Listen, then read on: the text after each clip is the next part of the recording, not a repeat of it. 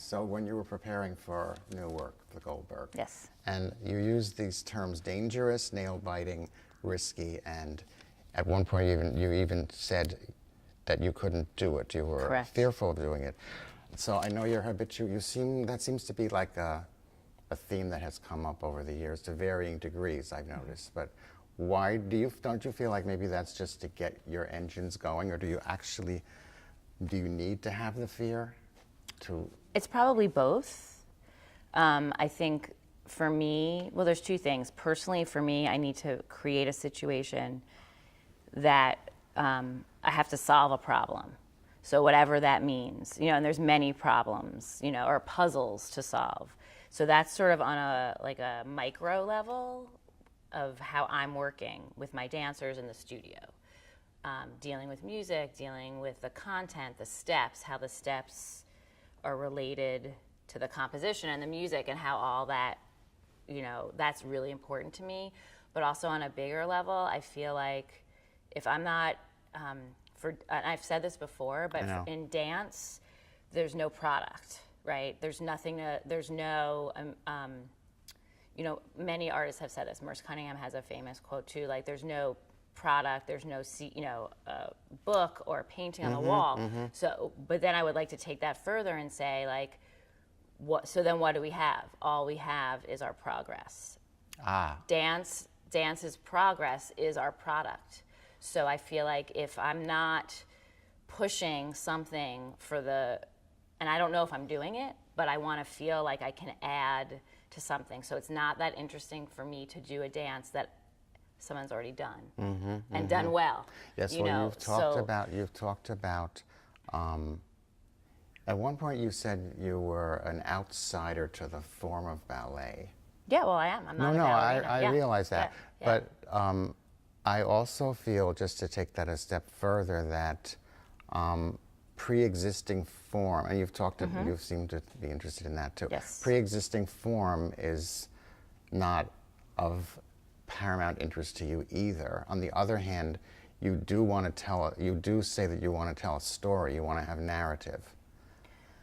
Well, I don't want to have a story. I want to have stuff that people can connect to. So it's not like I want to, there could be a loose narrative, I want to be able to connect with people in a certain way. So the word like narrative or story already comes with all this stuff that's not really in my dance, that I don't set out to make. But there is a story because I have dancers on stage, and they all have stories. And that a lot of times, particularly with this piece, I feel like I've created a situation where to see the dancers, their personality, along with mine. So it's a perfect sort of combination of us together. Well, there's a point where, I don't know her name, but where the woman who sits back to back with Lindsay.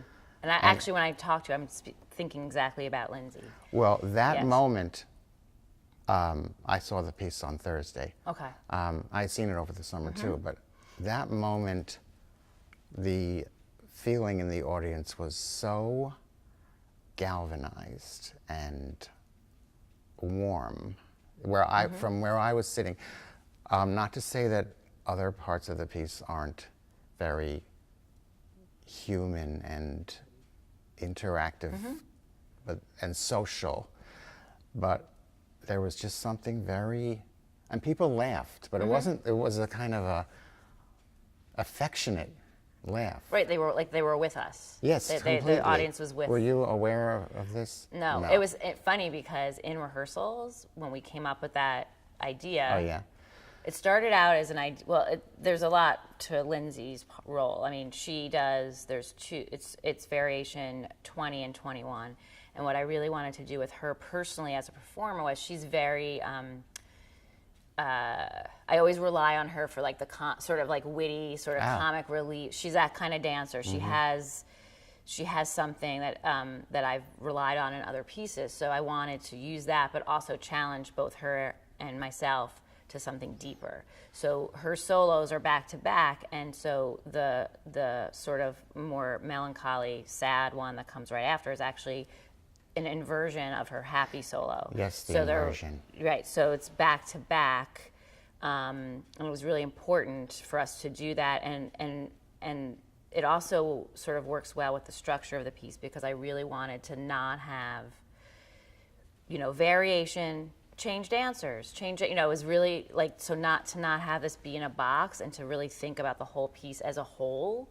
So so the structure is surprising. So you're having, it really is a group piece with solos. There's not that many like trios, duet, like it's not really set up that way. It's set up in this really surprising way to myself, because I left all these holes. Like I made all this stuff, then I left holes, and then I figured out, how am I gonna sew this together? And that's where the stuff comes. That's where the story could come. Oh no, I didn't. By the way, I didn't mean like boy meets girl, boy gets girl, etc. No, I know. But you said something. This leads me to the next thought I had was, because I felt this again applies to this piece and others of yours that I've watched.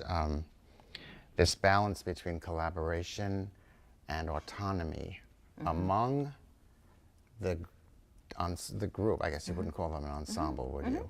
Yeah, the group. Okay, the group. Yeah. In this case, you have Simone sitting there, and I've looked at what she said about how the piece is hard enough already. Right.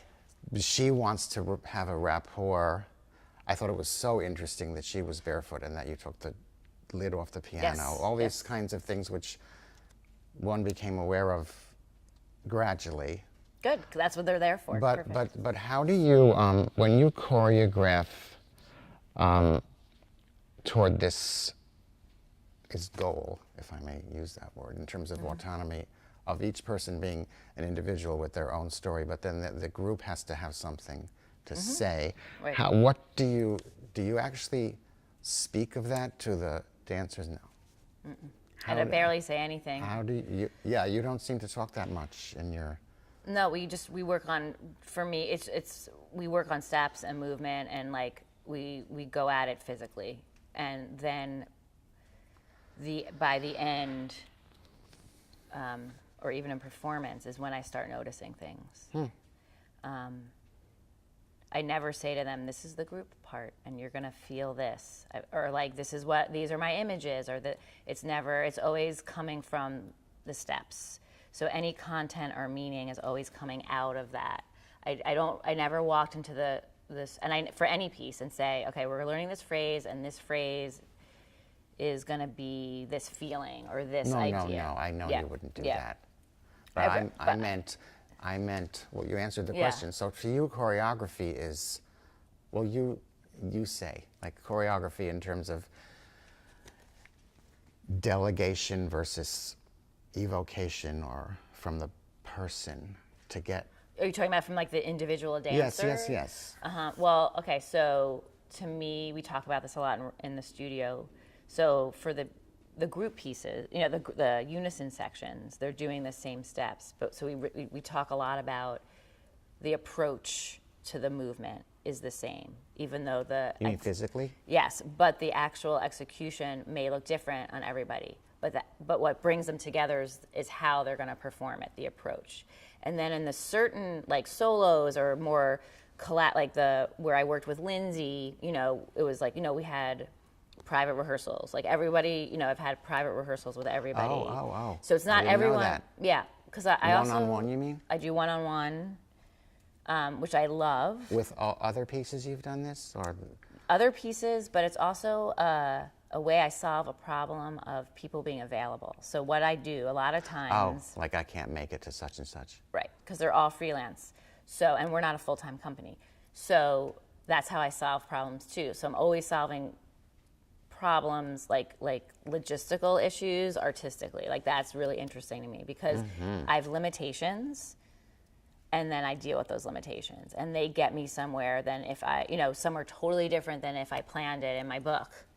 I noticed your little notebook. Yeah, so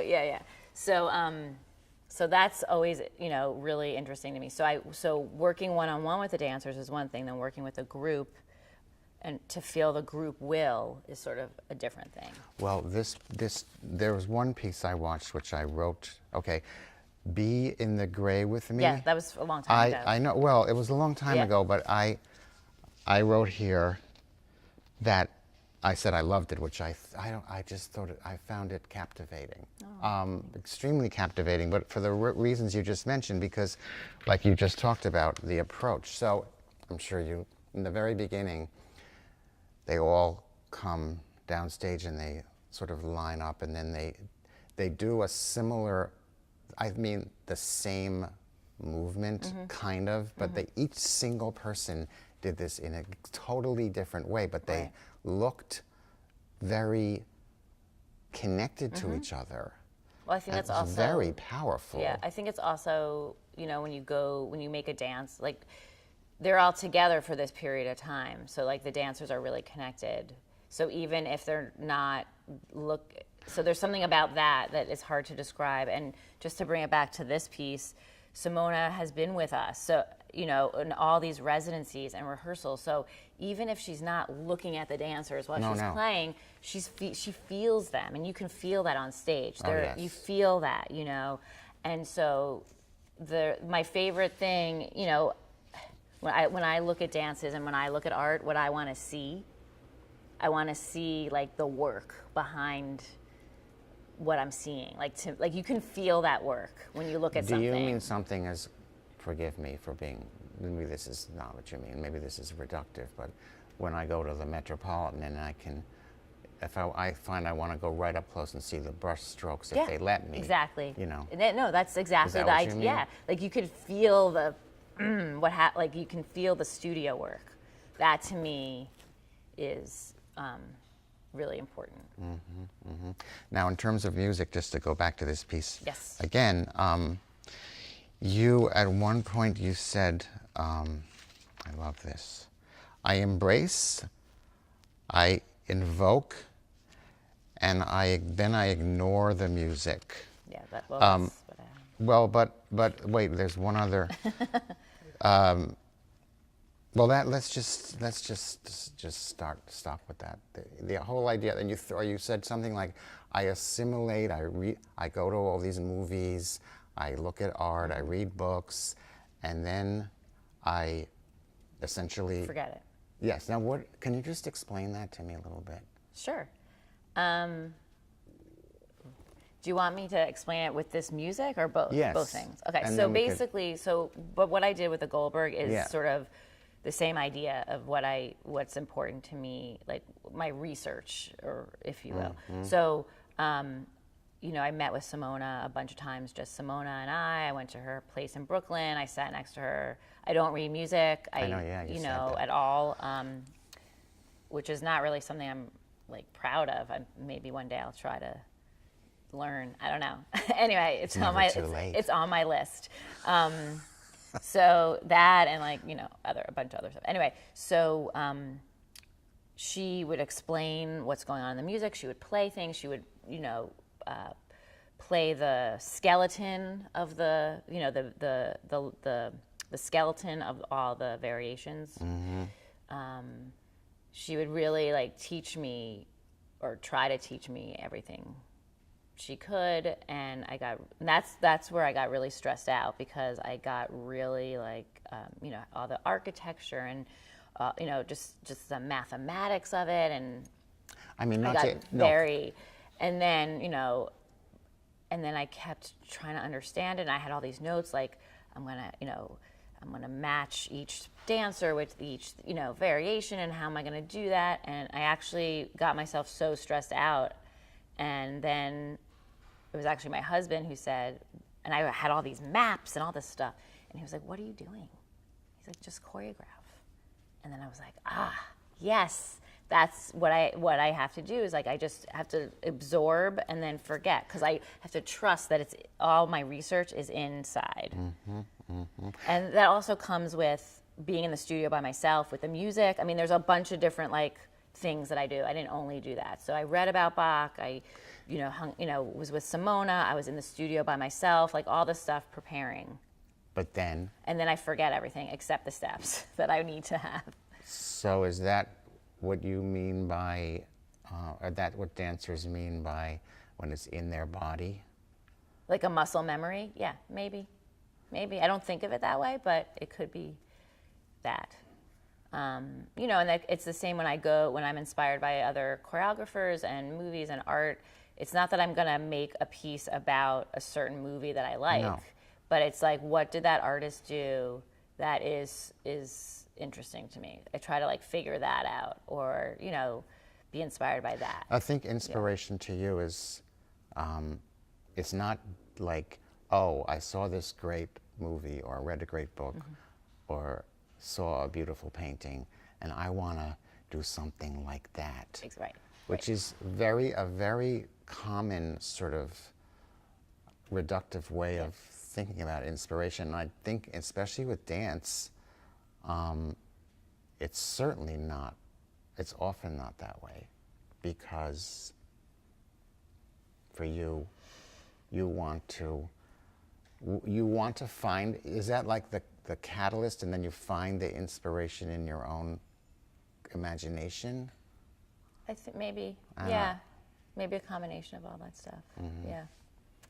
Okay, so let's talk a little bit about Viola Farber. I was interested in that because she started out at Black Mountain College before she joined Merce. Am I right? I think she played Or she met him there or something. Yeah. I know she played piano for dance classes, but you know, maybe she went with him. She might have. But so when you she was in the original company. Yeah, so when you were at she was Sarah Lawrence, Yes. she was your teacher. Yeah, she was I got the last 2 good years of her. Yeah, and yes. she passed away in 1998. Yeah. I know you did a piece for her. I would just be interested to know, looking back, or as time goes by, do you feel her presence changes, or depends on what the piece is, or how would you describe her? I'm not using the word influence because I know you don't like to. No, I mean there's viola in every piece that I do. There's something. Okay. Tell us about There's that. just movements that I just know she would love that are in there. It's like not that. It's just very sort of. Actually, back to Lindsay. She would actually have loved Lindsay as a dancer, and she did a lot of. She used to flail her arms a lot, like you know, and so there's Lindsay does that. There's always a little bit of viola in everything. And sometimes it just comes out, and sometimes I'm conscious of it, and sometimes I'm not. But it's also like I learned there's something about just the freedom. Like there's something about the tension of like a technique, like a perfect a line, like a clean line, and freedom from that line. And that's what I take with me from her. So when you were in her class, that. Well, she was I had a lot of different classes with her. I had technique, I had composition. She was my mentor. Like she was my, you know, because I was a graduate student, so I had a closer relationship with her. And yeah, so we worked together. But what would you say was the first sort of major impression that she made upon you? Well, she was scary. Very scary. She was a formidable. Austere. Oh yeah. Yeah, I mean, she was old school. But Yeah. she had Well, you say you're old school too. Yeah. Well, not really. She's really old school. I mean, you know, she was scary but amazing, and she had a wicked sense of humor, and you know, she just, you know, made me sort of rethink a lot of. I went to Sarah Lawrence at the sort of perfect time. I had like done a bunch of stuff in New York, but it wasn't good. About 4 years. So I was like ready to take in information, and I was in a good place to do that. And I knew my work had to get better. I just didn't know how, or like how this was really going to happen. And I actually didn't want to go to Sarah Lawrence. I only applied to 2 schools for graduate school, and I had gone to Ohio State undergrad. And I applied to NYU and Sarah Lawrence, and I wanted to go to NYU because it was down the block from my apartment, and I didn't want to have to take the train. Yeah. And I didn't get into NYU. And thereby hangs a tale. And so I went to Sarah Lawrence, and it was the best thing that ever happened to me because that's how I met viola. And it was a process school. It was all about process and that's with her, what and that's what I needed. Exactly. So there was an interview I don't. Tom Gold did a Oh, wow. interview. That's a long time no, ago. I know, but this is No, it's good. fascinating to me. Okay. And your husband was there. He Yes. was like 2 seats Yes. to the right of so you. that, and Elizabeth Kendall Yes, was on that. Elizabeth Yep. was there. Yep. So he made a comment. This was like 2000. 2001. Yeah, but he talked about the 90s. Yes. And seeing you and what you Right, did. this is the work that I did plungers before and- yeah. Sarah Lawrence. So Exactly. he made this distinction.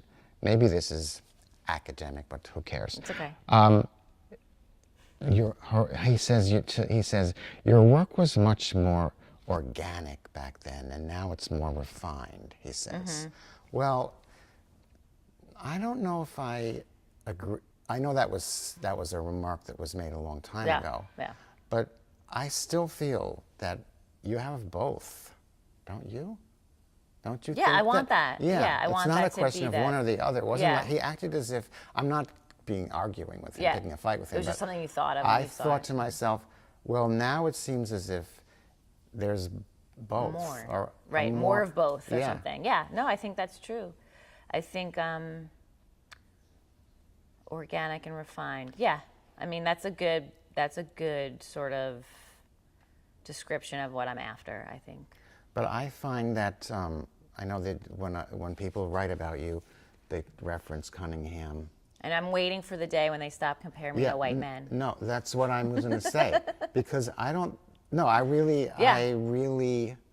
I mean, I waited till for 24 minutes to even bring up the name, Yeah. but I'm not comparing. But I don't really. I feel like your general airy lyricist kind of look. I know that he did that, but your movement vocabulary is, I feel like it has more ebullience to it. I really do, and also the costumes. You seem to. This I'm thinking back over time. Yep. Primary colors a lot of the time, and very, like you'll have a satiny top on one person, and then 3 people down the line as a satiny bottom and gray. You know, you Right. seem to be very interested in more of a spectrum of sensory stimulation. Right. I mean, I don't know, like Not to compare. I'm just Yeah. I mean, obviously, I love dancing, and there's things about the Merce Cunningham technique yeah. that I use and I like, and there's steps from ballet that I Yes, I do see stuff that. to. I saw some people with ballet shoes on in some of your pieces. Right, because I've made work on ballet Yeah. dancers. Yes, and you didn't want it to look like 3 beautiful dancers together. You wanted to go against that. Right. So I think that's fine. I think, though, that I'm just, like I said, I'm waiting for, I think that people look at style first. Yeah, you're right. So they see that, and it's particularly if my dancers are in unitards, which I don't do that often, and I don't think I think then they just go there. And they're not actually maybe looking at what's the dance, they're looking at the style, That which was what reminds them of Merce Yes, Cunningham. but that was what's so great about the costumes for this piece. Right. They have, you can see There's through layers. the trousers. You can see the people's bodies, but they're dressed It's not up. a unitard. No, Right, they're exactly. dressed up. Yeah. They're really And then the dressed gold up. for the Goldberg is Oh, underneath. yeah, really. And, you know, in that's this- Reed and Harriet, though. That's like Okay, them. But in the summertime, when I came here in July, Oh, they were in rehearsal clothes, But I saw someone asked me afterwards, "Oh, you saw it in the summer. What did you think about?" I said, "Well, the costumes just." Well, made everything it- change, yeah. Well, but it made it more present to me, and that was good. Yeah, no, so, that's great. Now I'm a fan of Susan Sontag, and she wrote a piece. She only wrote 1 article or 2 articles about dance in her whole life, and she wrote this piece. I just want to read you this quote and ask you whether you agree with this. She said, "In my experience, no species of performing artist is as self-critical as a dancer. I've gone backstage many times to congratulate a friend or acquaintance who is an actor or pianist or singer. Invariably, my praise is received without much demurral. But each time I congratulate a friend who's a dancer on a superb performance, and I include Baryshnikov, I've heard first a disconsolate litany of mistakes that were made, a beat that was missed, a foot that was not pointed, etc., etc., etc. Why do I feel like... It's absolutely true. But I don't... Do you have those Oh my feelings to God, that extreme? of course. Yeah. I Do you mean, to think- that do you- extreme. Yes. Do you realize, I don't sit in the house. I don't watch my piece from the audience because I cannot bear it. Oh. I'm backstage. I'm emotionally throwing up every, premiere. This is the most, I just want to make sure I'm not humiliating myself all the time. I mean, it's a form based on rejection, and every dancer and every choreographer, they feel that. It's harsh. So that's systemic. It's absolutely true. Okay. She's not making that up. No, I didn't mean she was making it up. I just wasn't Yeah. sure about you. I don't know you. I'm a neurotic Jew, yeah. Oh, it's true. you are? Okay. Yeah. I'm Just horrified checking. all the time. I'm yes. just checking on that. Well, you're very good at presenting. Well, you're a performer too. Yeah. So you're Yeah. very good at presenting. All I see, when I see my old dances, all I can see is all the things I did wrong. Oh, so that's why. And I shouldn't when talk about- anybody says anything nice, I don't listen. I only listen Okay. to the bad things. Okay, then I won't go into some of the other ones that I really loved. I won't. But let me ask you to finish up. Yes. Let's talk about this very wonderful opportunity for the Baryshnikov Arts Center, and that you're going to. This is particularly caught my eye, that you're going to take on the 4 quartets by T.S. Eliot. Yeah.